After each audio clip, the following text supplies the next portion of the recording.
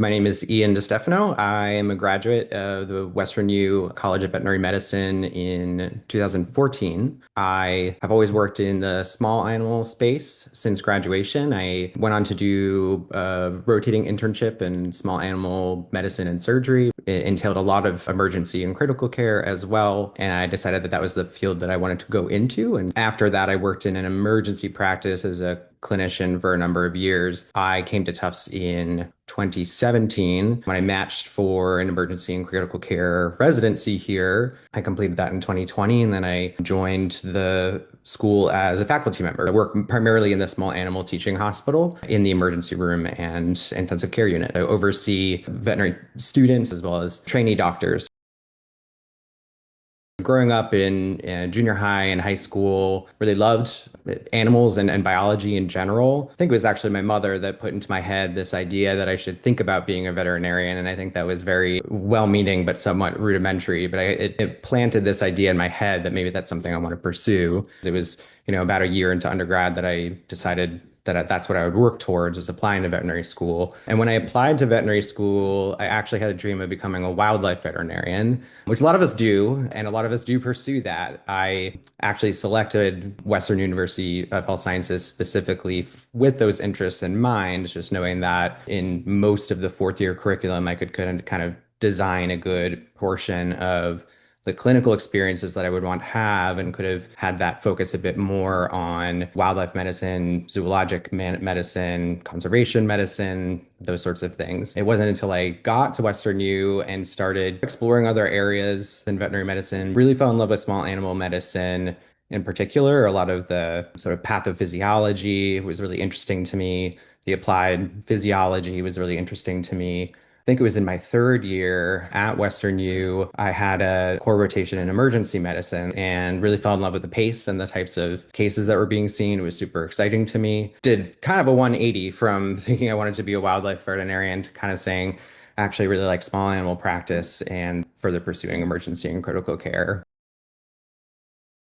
I don't spend 100% of my time teaching in the veterinary teaching hospital, but the majority of my time is spent there. The types of diseases and syndromes that we'd be mostly looking at treating on the critical care service would be things like polytrauma, respiratory failure, severe life-threatening infectious disease, sepsis type diseases. Sometimes that leads up to and including some pretty intensive care. A lot of that is, for me personally, mentoring and or giving advice to these veterinary students and trainee doctors who tend for the most part to be the primary clinicians on the case. But there's always a faculty member, no matter what service in the hospital. There's always faculty input. We're part of the team and sort of guiding those trainee doctors through their own training programs. And so I get to tap into everything I've learned in my career so far and be sort of truly a clinical mentor for those folks. And it's super rewarding to watch the cases, the patients themselves respond to our therapies and get better and meet their pet owners and that sort of thing. I do a fair bit of hospital and or college level committee work as well as clinical research. I co-chair sort of our hospital joint infection control and antimicrobial stewardship team. We have some interests in terms of clinical research that we pursue, but we also serve as a resource to the hospital. Folks from any service in the hospital may approach me anywhere from 0 to 8 times per day, typically looking for advice in terms of managing clinical infectious diseases. But that's been really rewarding as well because it taps into some of my particular or individual interests. I also do a fair bit of teaching in the non sort of clinical year of the curriculum. It's a smaller proportion of my time, but mostly the things that I tend to teach are in the clinical skills labs in the first and second year of our veterinary curriculum. And in the first and second year, we have a course called Clinical Relevance Thread, which is not that far off from sort of version of problem-based learning, as I recall it, in vet school at Western U, which is super fun to kind of apply what, my background in that learning style to the classroom here as well as I do some didactic lectures throughout the preclinical curriculum as well. So any day could be some smattering of those different aspects. So, teaching, research, and clinics, some mixture of that. typically the sickest types of patients in the hospital, the most critical, the odds are usually stacked up against them. And so when we get to apply everything that we've learned about this disease process, use evidence-based medicine in terms of scrounging sort of the primary literature, in terms of managing one condition or another, and seeing those patients actually improve, because they don't always get to improve despite our efforts, but when they do, it makes it super rewarding. When it makes a difference to the pet and their family, I think that's when we get to really reap the benefits of all of the hard work in terms of training and how that pays off. I've now been here teaching in academia for long enough that now, some of the postgraduate trainees, like the emergency and critical care residents and some of the rotating interns that formed relationships with in terms of working in the teaching hospital in clinics, it's been long enough now that they finish their training program and sometimes come back to me or reach out to me, shoot me an email or a text message, occasionally a phone call, maybe with a question, but also sort of with a thank you in terms of some of the things that they picked up in their training program that I got to be a part of, that they're now sort of realizing how much of a benefit that is to them in their career and the patients that they treat. Seeing the actual results is one thing, and then hearing about, feedback from folks and having a feeling that really making a larger impact than just what I see on a day-to-day basis. I think that's probably been what's most rewarding. The residents that I teach in their training program are, very aware of my interests and my strengths in sort of the treatment of clinical infectious diseases. So when I get feedback from my residents after they leave our training program and go off into whatever next position they have, and they come back to me with that and they say, gosh, like I didn't realize how many skills I was absorbing from you in terms of those aspects of treating infectious disease and really practicing antimicrobial stewardship. I go, oh,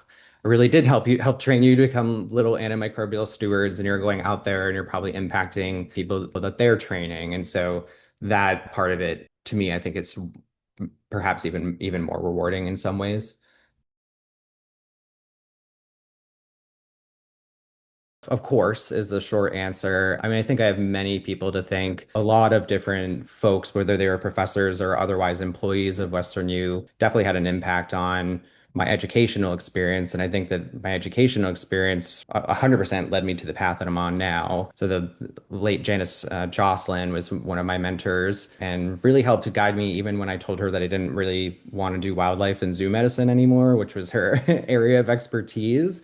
And she wasn't offended by that, and she helped me sort of move towards my new goals. Dr. Betsy Charles comes to mind as well as a really fabulous mentor. Dr. Tyndall Green and Dr. Jaffe as well. And interestingly, while I never saw myself really needing to or clearly getting involved with public health or epidemiology, I mean, there were a number of professors. I think the background of what I got as a Western U student in terms of food health, food supply and food safety, public health and epidemiology, Dr. Engelke comes to mind, Dr. Tracy McNamara, how can I not mention her and her fantastic story. She was working in the Bronx Zoo as a pathologist and found all these cases around the time that West Nile virus hit that area, and I think the early 2000s, and no one really believed her and how she persisted. And so I think I, at least subconsciously and now very consciously, have probably pulled a lot of inspiration from those types of stories. So I think there are a number of folks that really, impacted me in ways that weren't even apparent to me until,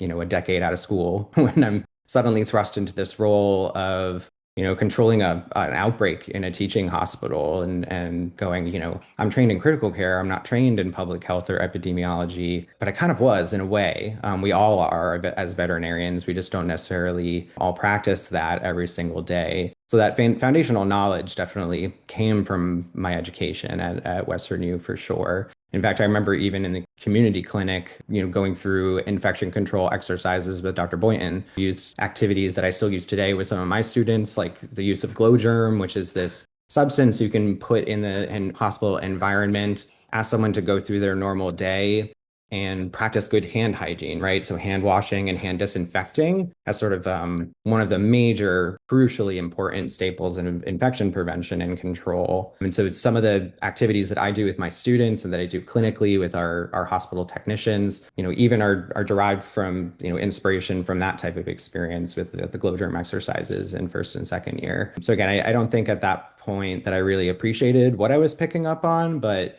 I thought a lot about what I learned in those sort of spaces during my time at Western U as this has come up. Just never dreamed that they would become as handy as they were. So there are all sorts of different things that you can do with a DVM degree, and I've been amazed to kind of unofficially or informally follow along with sort of where the careers have gone. You can do all sorts of things. And so I think it's important that if you have any interest in animal health or honestly public health or human health, there are some definite benefits to pursuing a DVM degree. And so I think the biggest advice I would have is go for it. You know, if you're passionate about it, you just need to be absolutely stubborn to your core that that's what you're going to do and have that shape everything that you're doing to prepare for that experience. It is definitely a marathon and not a sprint. And so remembering to pace yourself. Setbacks are going to happen as well, but be persistent. If that's your dream, you can definitely get there, even if you're feeling discouraged or have setbacks in any way. Or, as is my case, which didn't happen until I was in vet school, a complete shift in what I thought I was interested in that really questioned, oh gosh, like, am I making the right decision? It all works out in the end. What it feels like when you get to vet school, I think, is you go from a learning environment that there is sort of a finite amount of information you're responsible of learning and improving your understanding of that knowledge. And then you go to vet school and it's like drinking from a fire hose. So the amount of information that you theoretically could be responsible for seems infinite because it kind of is. It's impossible to know everything that you possibly could know of every species and every setting and every specialty. It's okay to not be a 100% perfect expert in every subject. In fact, I think it's kind of impossible to be an expert in every subject. And also just trust where your career goes. When I look back on my experiences, I grew up in Massachusetts. I went to Western U really far away from all family and friends, and that felt super isolating because it was. And I found my small family, my go-to best friends and classmates and colleagues at Western U. We're still in touch to this day. Even if it doesn't seem like you know exactly what you want to do moving forward, things fall in line. Opportunities will pop out. I definitely didn't think that I would ever be um, working in academia. I never thought I'd be back in Massachusetts, teaching at Tufts, where I used to volunteer when I was in undergrad and that sort of thing. So one of the things they used to say a lot in the program was this phrase, trust the process. Going through vet school itself, we kind of went, ho hum. They're saying trust the process. And that's kind of, a blanket statement to, pacify us or make us feel like, oh, we should keep doing what we're doing. And you're frustrated, but it's okay. But there was a lot of truth to that statement. Trust the process and look for unique opportunities. All you really need is one person on your side to advocate for you, to open up opportunities. That's all it really takes. Trusting the faculty that you work with, your classmates, and making those connections. What I'm doing now, I couldn't have possibly fathomed this is what I'd be doing 12 plus years ago, and here I am. But I love it and I have no regrets.